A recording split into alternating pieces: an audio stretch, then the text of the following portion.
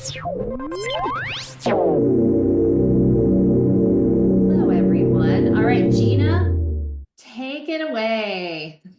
Hi, everybody. I'm so happy that you're all here because Amy and I decided to stop paying $800 a month to MailChimp last year. And on December 31st, we joined Substack at the very, very last minute. So I have 25 days of data for you, really exciting data, actually, of what we've been able to achieve being on Substack for only 25 days. Welcome. I'm so glad that you're here. As you know, I'm Gina Pell. You know me as the co-founder of the What Alliance, our highest level private network connecting impact-driven female leaders across the industry to reach new heights. But I'm also the content chief of the What, our public-facing media platform with 63,000 subscribers on Substack.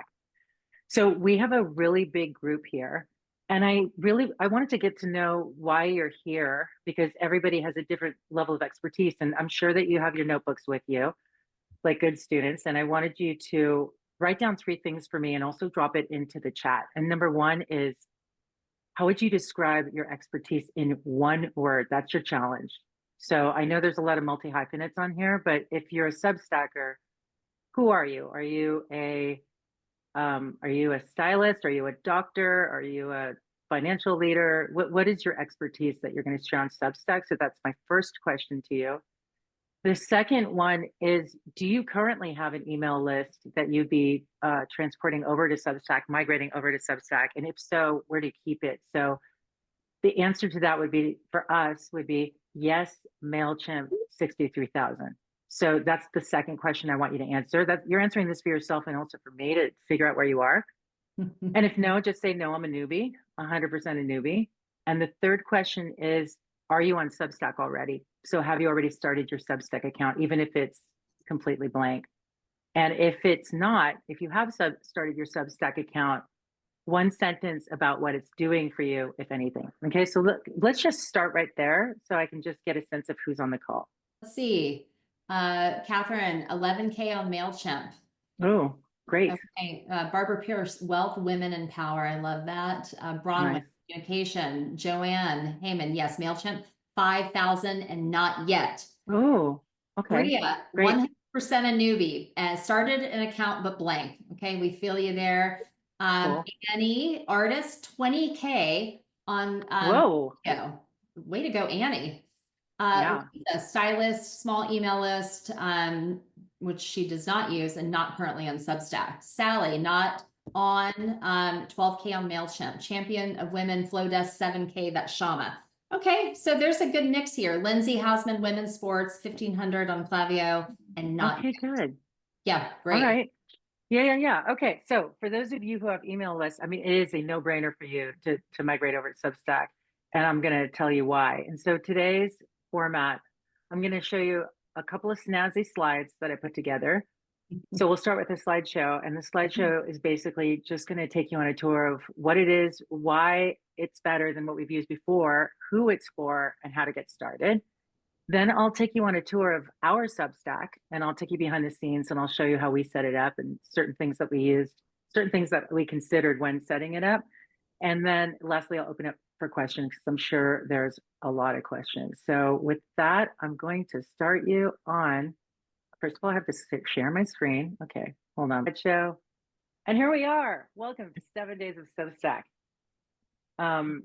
Whoa. Okay, so what is Substack? A lot of people ask me what is Substack, and Substack it was started in San Francisco by three dudes who came over from Kick, which Kick was the anonymous. It was the anonymous chat platform from Canada, and they started Substack, and they just started it in 2017. And their CEO, Chris Best, said that he wanted to start a platform to allow writers and creators to run their own personal media empire, which is funny because that's what Amy and I had always called the What. We called it our media empire, and we're still working on it. And Substack allows writers to send and monetize newsletters directly to subscribers and build a relationship, a one-on-one relationship with their audience. So that's what Substack is. And come on. There we go. I put a slide together just to show you the difference between Substack and other newsletter platforms, which you can just scan down and read. The the main difference here is that Substack is not the kind of newsletter platform that MailChimp is, where you can create workflows and segmentations and triggers and send different messages to different cohorts and time when your messages are going to go out. That is not what Substack is. And so, like I said before, Substack is simply a platform for publishing newsletters. It's not just newsletters, it's really publishing any kind of content that you want to send out. It could be a blog post, it could be a newsletter, it could be a listicle, it could be anything that you're even posting on. I see a lot of you post on LinkedIn. You post some of your shorter think pieces, and that's totally appropriate for Substack. Monetization. So you definitely can't. You're not going to be monetizing your newsletter through MailChimp unless you do it in a very third-party, difficult way. And so Substack is very, very easy to monetize. And I'll talk about that later. It's very easy to use. You own your audience. So anything that you build on Substack, you own, unlike building your Instagram followings, building your all other social platform followings where you walk away with nothing. If you leave the platform, you walk away with your email addresses. It's a very simple publishing platform. So those of you who have really complex design newsletters or websites, you're not going to get that customization on Substack, but you're going to learn that with Substack, it's about the content. It's about the quality of your content, and it's not about all the bells and whistles, which I actually personally like. Analytics are also very rudimentary, which you'll see when I take you through our Substack. But if you're not, I would say that Amy and I used to have very advanced analytics because we had to prove all of our analytics to our advertisers and sponsors. And if that's not your business, then it probably won't make a difference to you. And best of all, it's free the second you sign up, and you're only paying if you're making money. So the bottom line here is use Substack if you're a writer building an audience and monetizing content, and use newsletter platforms if you need automation, segmentation, and email marketing tools. So, we're going to talk about what it's like for a pure brand to show up on Substack later, but Substack is not it's definitely not your email marketing tool. If that's what you're looking for, that's not what this is. Mm-hmm. All right. Okay, and you may have noticed that I have a lot of "There Will Be Blood." That's Daniel Day-Lewis. I told my artist when he was building my deck, I said, I really think of what Substack does is it's like drilling down in an oil well, and he just took it really, really far. So you're going to see Daniel Day-Lewis on every single slide, which is okay by me. But this is a slide called "Why It's Better." And why it's better is because it has a multi-purpose. You can build both free and paid content. Amy and I started our What newsletter, and we didn't offer anything different, but we had a paid option, and we have made $3,500 in the last 25 days from paid subscribers. So that's unusual. And 3 of those subscriptions were founding members, which we just made it up, and we just charged $500 for a founding member. And I think we said, we just love you forever if you paid $500. And so 3 people did. So that's probably not the norm. And we've also had our list for 9 years, right, Amy? Something yes. Like 9 years. So we've had a deep relationship already with our subscribers. However, my personal trainer, I just cannot stop raving about what Substack has been doing for our business. And I urged him very strongly during a workout that he needs to get on Substack, and he has 400 subscribers. And he told me last week that he's already made $1,200 from subscriptions. So I think the very, very cool thing about Substack, which is why I'm so excited about it, is because I've been creating content for us for the last 20 years. And all we hear are complaints from our readers when we do hear about them, maybe a few love notes. But this is the first time that we're having readers pay for something that they can get for free as a way to say thank you to us. And it feels really good. So why it's better is, I mean, first you feel valued as a contributor. I feel valued for the first time in my career, actually, from readers. Because we were always used to monetizing our content through third parties or through advertisers and sponsors. So Why it's better, multi-purpose, it's free, it's substantive. And this is really important to us because our value, Amy and I have a value of quality. I mean, that's what the What Alliance is. That's what the What is. It's about curating for real quality. And when we're on social media, basically, everybody knows that they value they value content that goes viral. It's all about reach and about what's going viral. And often what goes viral is the lowest common denominator content. And so we find in Substack that the content in Substack is meatier, it's more authentic. You're deeply connecting with people who are more thoughtful, and that it's a communal. The culture is you don't show up there as a major self promoter. Like I don't really see that a lot on Substack. People, like Dan Rather. Amy loves Dan Rather, and so do I. I think Dan Rather, you really get to connect with Dan Rather as a human being, in addition to the news legend that he is. Gina, you said something, and we're just chatting about this, that it's not for self-promoters. And something that we've noticed is there are so many professional journalists that have left the Times, they've left Washington, but lifelong journalists that are coming over. So they're showing up professionally, but they're not there to self-promote, but they are showing up as themselves, and you are as humans.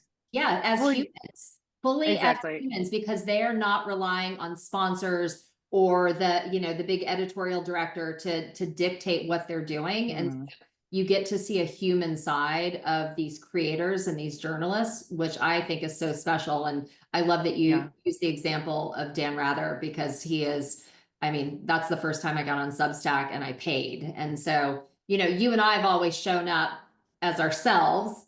And it's nice to have a space where other people are doing it too, where it's welcomed. Yeah. Yeah. You feel like you're connecting with real people and not just people showing off about how awesome their lives are and how great they are, right? Yeah. So why you should care, I think already talked about this lowest common denominator that doesn't really seem to be there yet. And, so I would say that we're a little bit late to the party getting on Substack. Substack started seeing incredible growth starting in 2021.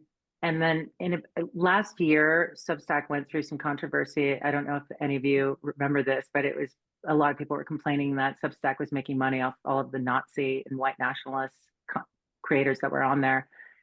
And when they started the company, I'm giving you some inside baseball because I like behind the scenes. But when these guys created Substack, they were trying to create something that kind of was the antithesis to that kind of algorithm that you see on Instagram and the rewarding of the lowest common denominator and all the stuff that was going on in social media back in 2017, coincidentally post-Trump, right? And they created this place that felt safer and more authentic for writers and creators. But, now that it's starting to hit mass, especially, Amy and I saw this huge rush to Substack last year, right towards the fall of last year. We started seeing, because when your friends get on Substack, you get a notification, and we just got hundreds of notifications a day that a lot of our readers and our friends were going over to Substack. So we thought, aha, there's going to be another migration going into Substack. We're late to the party, as I say. I think a lot of guys got on Substack in 2021, but I think I can see that a lot of women are getting on Substack in 2024 and now 2025. So email growth, I have never seen email growth like this. You'll see from our stats, I believe we had 560 something in the mid 500s of signups just in the last 25 days. And to give you a point of comparison, we got 540 signups all of last year from our website.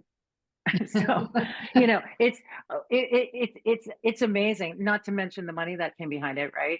So $3,500 might not be the norm, but it's significant when you see what's happened in the last 25 days. Did I just skip over that?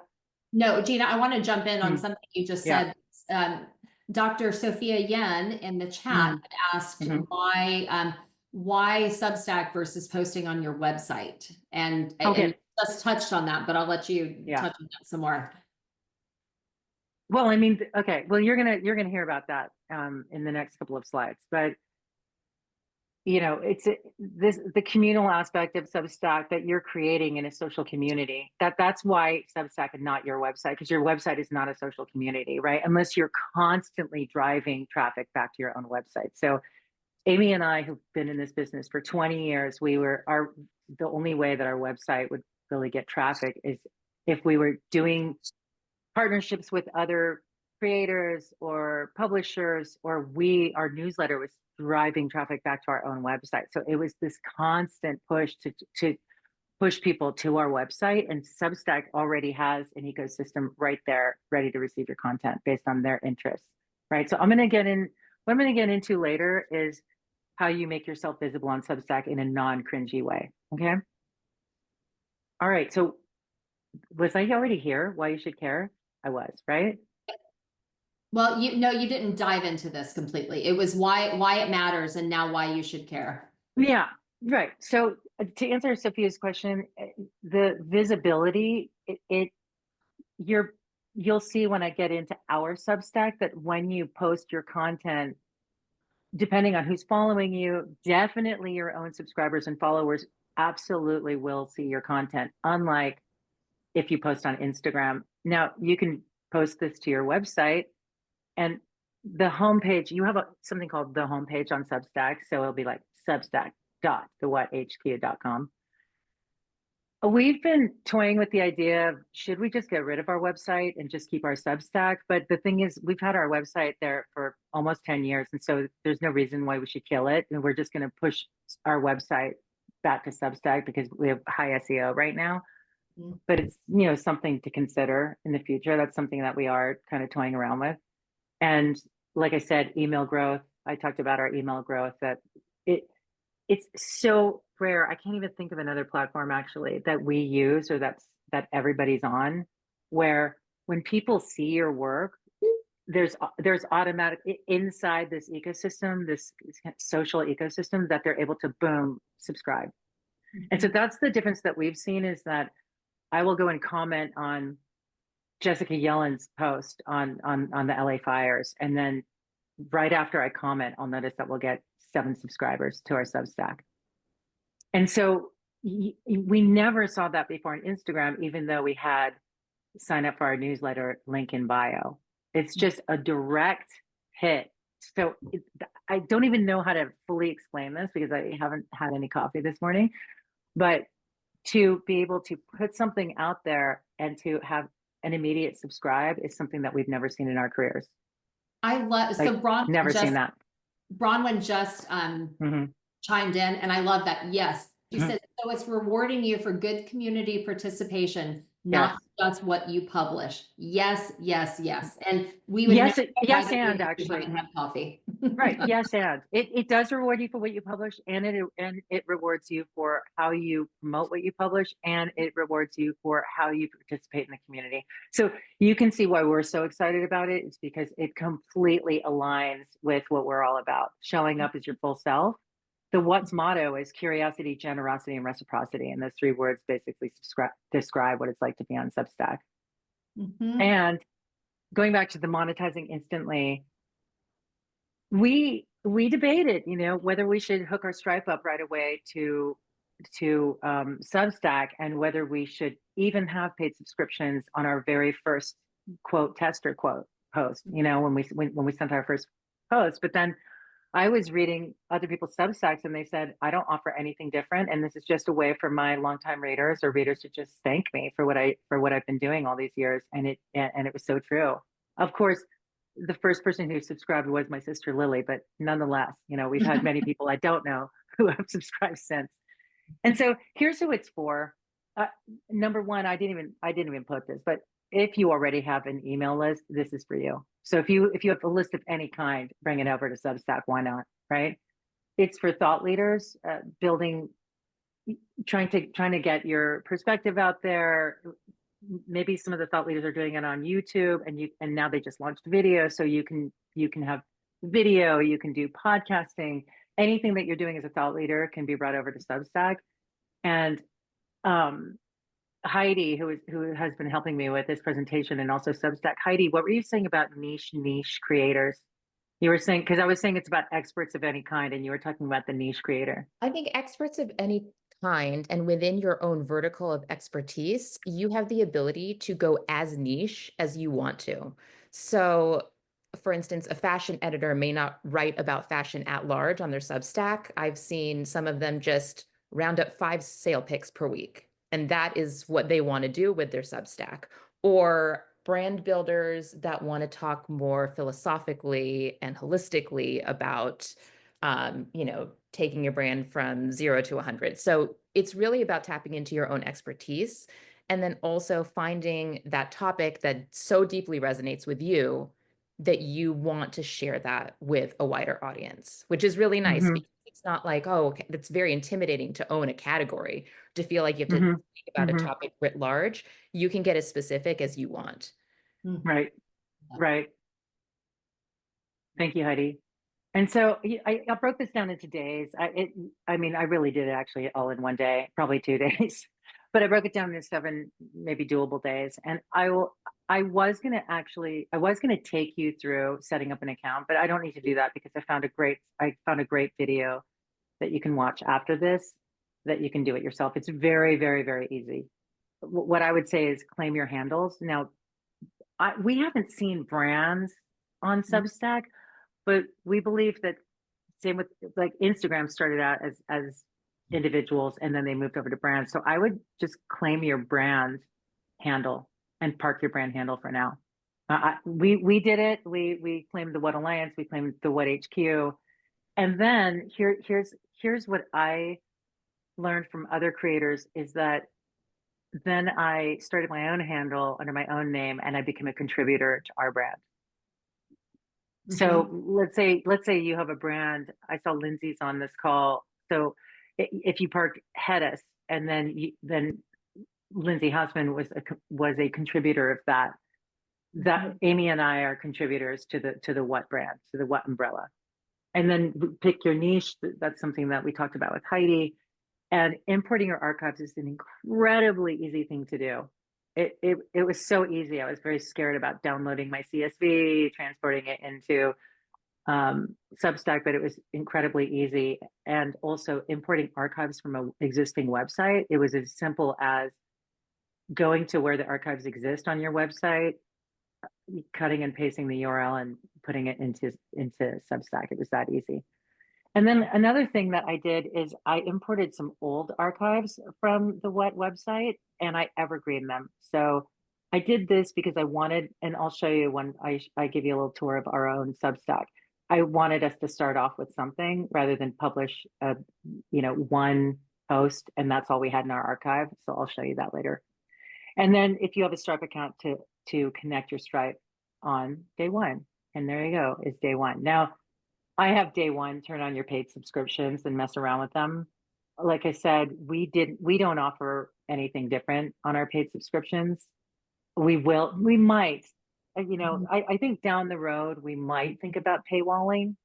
I'm not a huge fan of paywalling, but we'll figure that out. Day two is going through the entire dashboard, which I'm going to show you in a minute, and choosing your template of how you want your homepage to lay out. You don't really have a lot of choice. You probably have 3 templates to choose from, but like I said, it's not about what it looks like. It's about your content. It's about the quality of your content. And then I learned a few things about customizing our brand while I was putting together our Substack, and they have some unusual nomenclature like word mark, I think, which I was very confused by, which was simply just your center logo for your homepage on Substack. So I'll show you how we did that. And then day three was just writing your first post. And I would not, I'll show you when we go through the left-hand nav of all of the punch list of everything you have to do to prepare your Substack. But Substack has some ready to go templates for thanking people for email subscribing, for letting your readers know that you're on Substack. And I personally would never use those. I would definitely customize them and make them your own, add graphics, and just make them very personal and not using Substack's templates. So day number 3 we recommend to create your first post and just get it out there. Something really friendly that sounds like it's in your voice, because voice is really important on Substack. And then just hit publish, because this is a relationship that you're building with your readers, and it's a trial and error thing that you're figuring out, and you'll see what works. So it's just build the pipeline. Mhm. Are you all noticing how clever my titles are that have to do with oil wells and drilling? Yes. Spouting I'm off. beyond impressed with this deck. Now that your content is flowing, okay, so it's time to promote it. And then, I recommend that you don't go in there. I was very tempted to, before we launch our Substack, and start going around and subscribing, following, commenting, because if you're commenting without a user profile, without any content published, people are going to look at you back and they're not going to see anything. So, that's why we recommend that you start publishing, preparing your homepage, your landing page, and your archives for people to check you out, because people are checking you out. It's just like LinkedIn. When somebody connects with you on LinkedIn, you check them out to make sure they're not crazy. Same thing on Substack. Like when someone follows you, or they're commenting on your stuff, you click back on them and see what they're all about. If you see just an empty Substack, that you're losing a chance to get followed. So now's the time to start engaging. I'm going to show you, when we're in the Substack platform, how I found all of these people to follow, and all of my tricks for keeping on top of them. And then growing your audience. This is going back to all of the social platforms that you're already on. So LinkedIn, Instagram, and just telling friends, putting it in your email footer. So just getting the word out about your Substack. And then day 6 is about connecting with your community. And this is what I was talking about. Now that you're really starting to get engaged and you're hunting around, finding the right people to follow, is leaving meaningful comments and restacking, which I'll show you what that is, without any expectation. So again, I've seen some people, like for instance, Pamela Anderson started on Substack when I did. So she probably has a few more followers than we do, Amy. I hate to say, but she put out there on one of her first posts, I don't know who to follow, who should I follow? And she received hundreds and hundreds of comments within the first hour. And it was really cool to see people recommending all of these other creators and not themselves. And every now and then you'd see somebody go like, you should follow my Substack, which was really distasteful. It's like, oh God, but it was really cool to see other people recommending others' work. And you're going to see on Substack how that's also built into the ecosystem, is that you can recommend other Substacks that you like when people sign up for yours, and they'll say, follow these other 7. Or you can have them in your, what looks like a blog roll. So it reminds me a lot of the old days of the web, when there was just pure sharing without expectation. And then finally, this is the last slide. This is about analytics, which, you'll get around to that. You'll see the analytics are just exceedingly simple, and there's not a lot you can learn from the first month. I mean, sometimes I think what my guess would be is, if you port your list over to Substack and you start playing around with it, you're going to see something that will probably knock your socks off, because it's going to be engagement with your content, either engagement with your content, a bump in subscribers that you didn't have to go push for, or all of the above. So I would be surprised if you got onto Substack and nothing happened for you. So this is just maximize your, I think this says production, maximize your product, experiment with content, and collaborate with the other creators. So that we have yet to collaborate with other creators, but that is going to come. And that's it. I think that just kind of rounds it all up. So celebrate your wins. That was a trick that we did when we had our Facebook group, is that we would thank every subscriber who brought us more friends, and we would thank them in the comments, and it would just lead to more subscribers in our private Facebook group. And so we started doing that in our newsletter, where at the bottom of every newsletter, we say, thank you for these people who subscribed last week. And then we just automatically see another bump in subscribers, in paid subscribers. So that's been exciting. And, you know, and then Heidi, do you mind if I give you like a little shout out? Because you were so amazing with Oh, us. thank And you. so, this actually is my last slide. If you ever watch this movie, this was like the infamous line of this movie called I Drink Your Milkshake, which just meant that when he was drilling for oil, his straw went over to his neighbor's oil well and also sucked his neighbor's dry. But this is just about really maximizing your own oil wells that you've been creating all of these years. You probably have this oil field with these dormant oil wells all over the place. You have like an audience in your MailChimp, you have an audience on your website, you have an audience.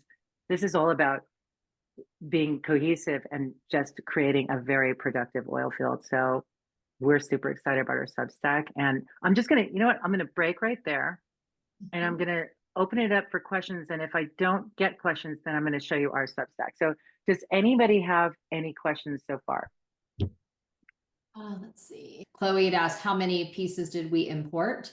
Okay, I'll tell you, Chloe.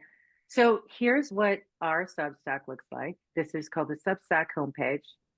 And what you're looking at right here, where it says most popular, is it sucks in 10 pieces. And I don't know if that's just what it's set at, but it sucks in the last 10 pieces that you had from your website or that you had from your MailChimp newsletter. So it sucked in the last 10 newsletters and the last 10 pieces of content.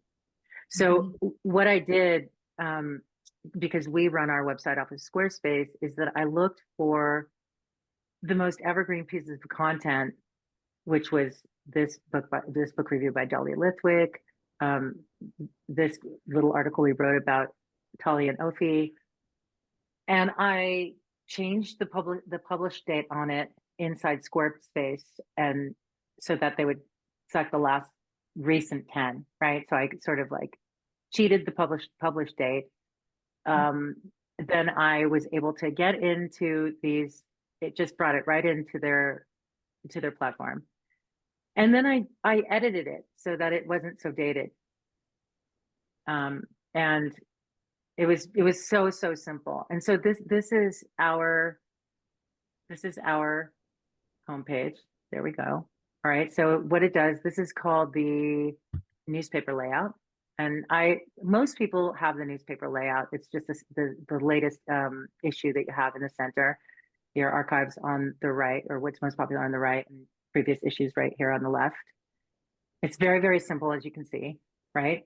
And when you're setting up your Substack, so we're sharing our real stats with you right here. You can see that we made $3.56 thousand in the last 25 days, which I think is unfreaking believable, right? And that we have 569 subscribers just from the app alone. So you can see that we have never had stats like this before. When you're trying to grow an email newsletter, I don't know how many of you have tried. It's difficult to get somebody to subscribe. And it's also difficult to get somebody to stay. We called it a leaky bucket. So we'll have to see, we'll have to analyze our analytics at the end of the year to see how do we have the same unsubscribe rate that we had before? Because a lot of ways that we used to get users or subscribers was we would do partnerships with other brands, and it would be, I mean, the best way that all of us publishers, you know, that we know how to grow sub lists was to do sweepstakes, which I always hated sweepstakes because you got the lowest common denominator subscribers. They just wanted a prize, right? So to see 569 in the last 25 days, we did not do anything. You know what I mean? I mean, that's what's remarkable about Substack. It's not like we're out there pushing. It's just like, it's just producing because our stuff is appearing somewhere in some feed, and it just grows every single day without our help. And every time we send out a newsletter, it grows again. So Gina, this is, yeah. Just real quick, I want to just jump in. Nina had a question. When you get those new subscribers, do you get their emails directly so you own them? Yes. 100%. Yeah, Yep. That's why we do it. That's why we do this, for sure. Yeah. And so when I was talking about setting up your Substack account, All right. So once you sign in and you get in here, you go under settings. Okay. And you see, these are your settings right here. You see everything on your left hand nav. And before you launch, you have to go through every single punch list here. Okay. And you make sure that every single thing is filled out. Now, one thing, I'll tell you something that we learned very early on, because most people's logos are in a circle, because almost everywhere on the web, you have logos and profile pics in a circle. You see that ours is in a square. And this was something that I noticed myself when I was hunting around in Substacks. And I was like, why do people have square marks? They're so ugly, right? It's because when you forward your Substack to somebody, let's say via email, so I'll show you. It appears like this. When you drop your link somewhere, whether it's in a text, then Substack automatically creates this promotional kind of link thing inside your text or inside your email.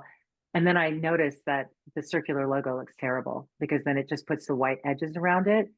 So that's why I, redesigned it to create a square logo, so that you didn't have that ugly white stuff around the circle logo. I mean, it's like little small things like this that I didn't realize it until we built the whole Substack. And then I started texting people, and I started noticing that a lot of the text that I was sending, it would look like this when I was saying subscribe to our Substack.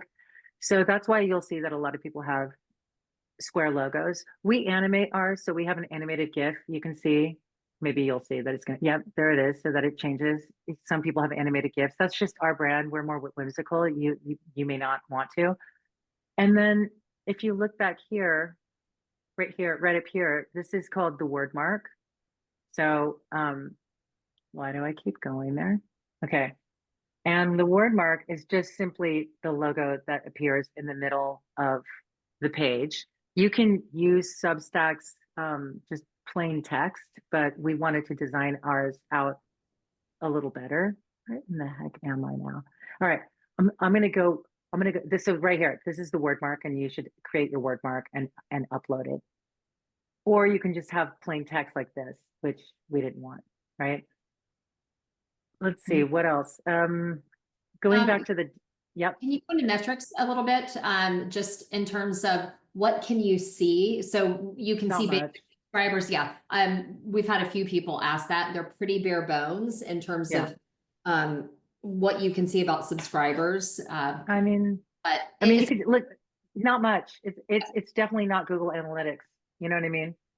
It's very, very bare bones. So if subscriber metrics are really important to you, maybe this isn't the place for you, but I can't imagine a lot of people who need a lot about subscriber metrics.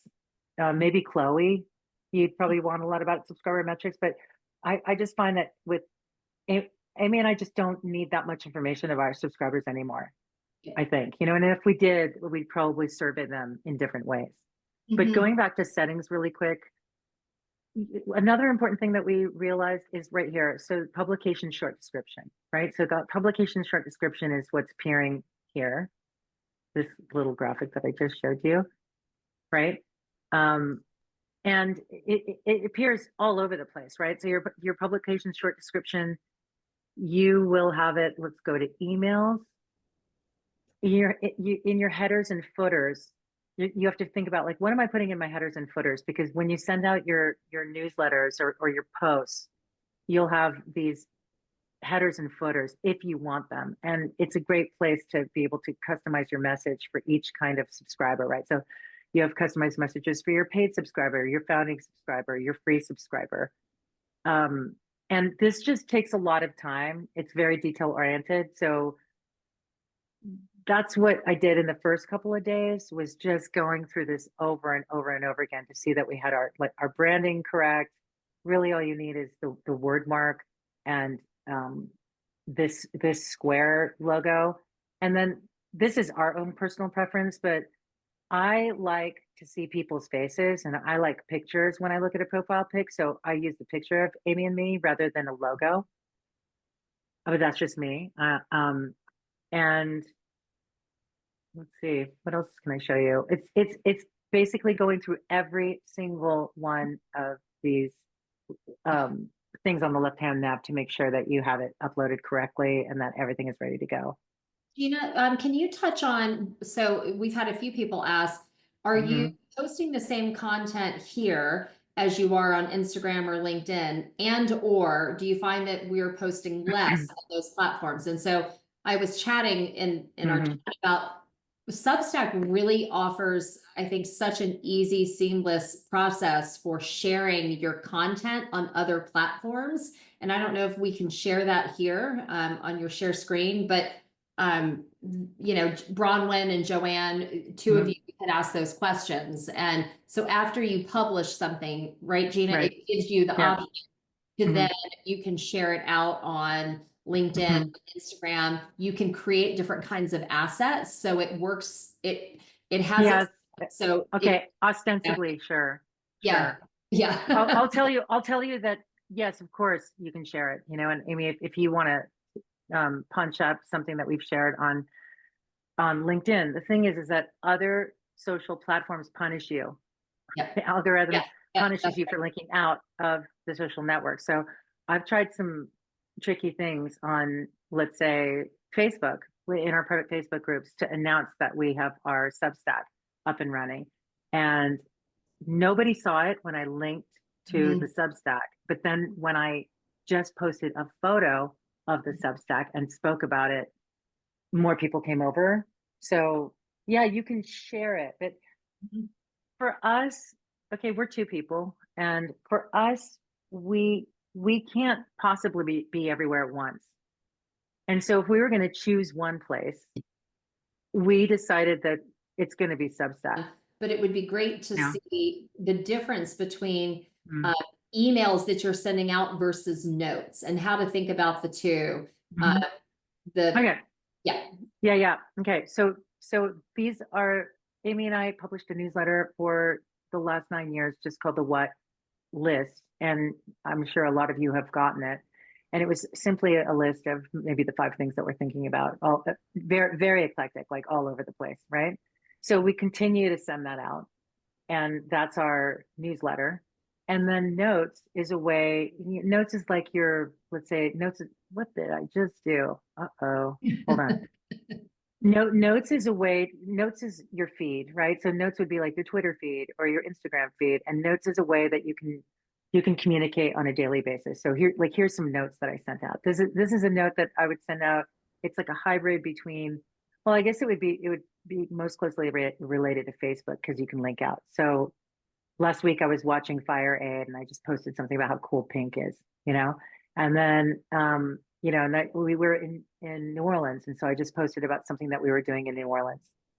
And so that's how we use notes. We use notes to personalize our brand, and that it's not a lot of stuff that we have to say, but maybe it's kind of like a fun, cute thing that we have to say. So I think of notes as the social network part of Substack. So that's notes. And then we have chat. And some people monetize chat. So they don't let people chat unless they pay to be a subscriber, which Amy and I come from the free world, you know, we come from the web, the free web world, and that's just how we roll. So we're not going to penalize people for not being a subscriber. And people use chat to have deep conversations about things. So all of you are on Chat All Allies in the Hub. This would be comparable to Chat All Allies in the Hub, but even better, it allows you to keep a conversation all in one place. So this is our conversation about sleep, and you can see we had 32 replies to this. So this is very similar to what Amy and I built when we built our private communities on Facebook. How Facebook you would have a post that asked a provocative question, and then you'd have 115 responses. This is kind of our version of what we had built on Facebook, called it used to be called the What Women, and now this is our chat section. So everyone will migrate over from the What Women to Substack one day. Yeah. I have to show this to you, because this is something that I did for myself. I was getting to it. Where in the heck is it? Hold on. It's about how to be able to see your Substackers that you follow. So I created a folder in my browser, and these are the Substackers I check on every day. So there's our friend Hauser, right? there's her landing page. So I just kind of like drop in and kind of see what they're up to. There's Simone, another ally, right? And I just kind of go down here. And the more that here's another thing is that you want to follow people who the people you admire follow. So like Christine Barberett, founder of Refinery 29, right? She is what I call a best in breed creator. You know, she has, you can see that she has 17,000 organic, 18,000 organic followers. And so if you click on her name, you get to her followers and you go, who is she following? You know, and then that's a good place. You just do that to every creator you admire and you start building a follow list. Got it. So a lot of it is, you know, it's like an anthropological study. You try to figure out who you should follow, align yourself with people that you should be following, and jump into that ecosystem. It's a lot like being an ally in the One Alliance, right? It's like nothing's going to happen until you get out there and you just start meeting people, talking to people, juicy things start to happen. Maybe they want to do something with you, and you know, and then later, you know, you can start setting goals for yourself, and that's where, you know, Heidi, who is now working with us on this, you know, and she's worked with us in the past. She put together this amazing content strategy for us. Like once I was like 4 weeks in, we worked with Heidi to start looking at our social platforms and coming up with a strategy for us, looking at our weaknesses. And this is when you really start to dive into what you're creating.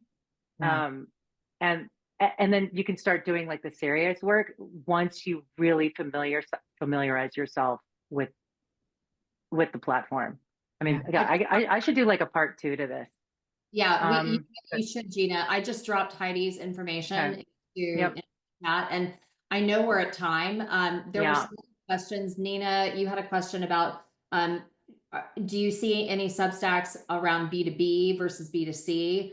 I am for those. So, you can decide. No, okay. So the top Substacks, I can stay on if you guys can stay on. I'll stay on it because I love it. I gotta Amy jump. knows.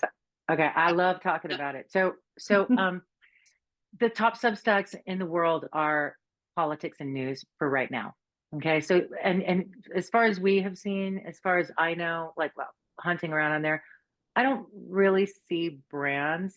But then, you know, look at how Instagram started. Instagram was all about the individual, and then all of a sudden it was like brand.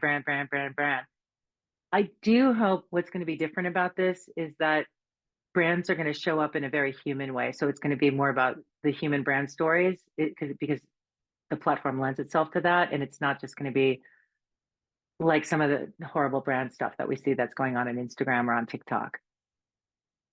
Does that answer anybody's question? Totally. I think that's really smart. Yeah. I feel like I have a lot of exploring to do. Just want to go poke around. You know what? That's what I did is that the best exploring I did was really looking at how other creators did it. And so what I'm going to do, we've recorded this, and then also I have a few links to drop in to share with you of best in breed creators to follow their followers, or not follow their followers, follow who they are following, study what they're doing and what works. And then it's a lot of experimentation to see what works for your audience and what are you trying to do on Substack. And I'll drop in my links of other things that I think you should check out, because there's a video that just walks you step by step through how to set up your Substack account. And I swear it's so easy. It is seriously easy. My cat wants me to go now though, but thank you for joining today. And I can't wait to follow your Substack.